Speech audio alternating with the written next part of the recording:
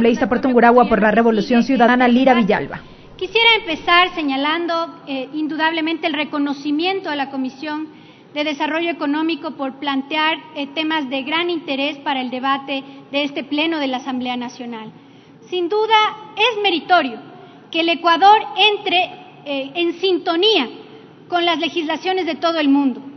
Indudablemente damos pasos gigantes hacia esa consolidación para abrir fronteras en lo que tiene que ver precisamente con el desarrollo económico de cada uno de nuestros países.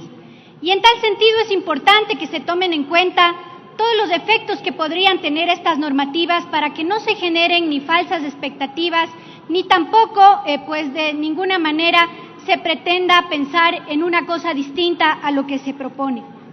Quisiera empezar analizando este proyecto de ley, sin duda alguna, en lo que tiene que ver con el artículo que hace referencia a otras formas de reorganización, el numerado como artículo 2 el innumerado segundo que habla sobre las fusiones transfronterizas, y en ese sentido quisiera pedir a la Comisión que se aclare la definición de lo transfronterizo, porque el término transfronterizo se entiende como lo adyacente, como los países que están o son vecinos al Ecuador, pero en la definición se habla de todos los países extranjeros y es preciso que se defina esta situación con especial particularidad. Por otro lado, es importante también que se señale dentro de esto la facultad de supervisión que no puede perder la Superintendencia de Compañías. Ya tenemos ejercicios similares con el tema de las entidades financieras. El Código Monetario Financiero, precisamente en varios de sus artículos, de manera específica en el artículo 290 y en el 179, establece reglas para que la supervisión por condiciones de fusión con entidades transfronterizas, en este caso sería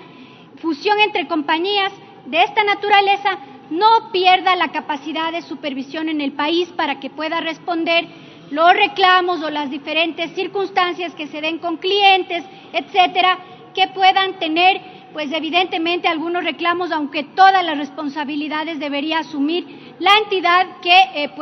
fusiona o que absorbe al resto de sociedades.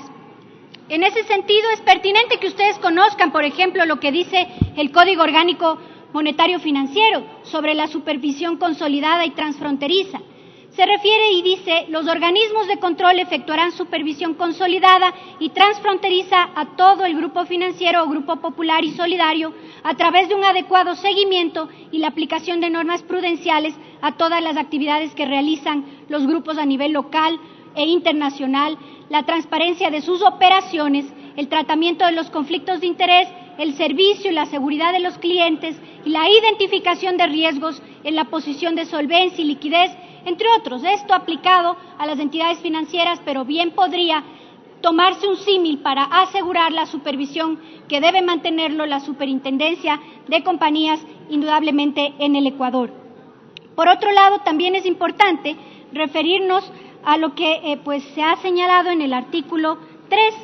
el 38.2a, como se ha identificado, y es este que habla de que las compañías disueltas por cualquier causal, a partir de la fecha de emisión de la correspondiente resolución de la disolución, no estarán sujetas, dice, por concepto de sus actividades operacionales, al pago del impuesto a la renta a partir de dicha declaratoria realizada por autoridad competente. En ese sentido, y para mayor aseguramiento, corresponde de que se incorpore el hecho de que sea a partir de la inscripción en el correspondiente registro. En este caso sería el registro mercantil o el que haga las veces, dependiendo del tipo de sociedad de la que estemos hablando. Entonces es importante aclarar esto y, por otro lado, también curarnos en sano de algo que es importantísimo y es de lógica básica.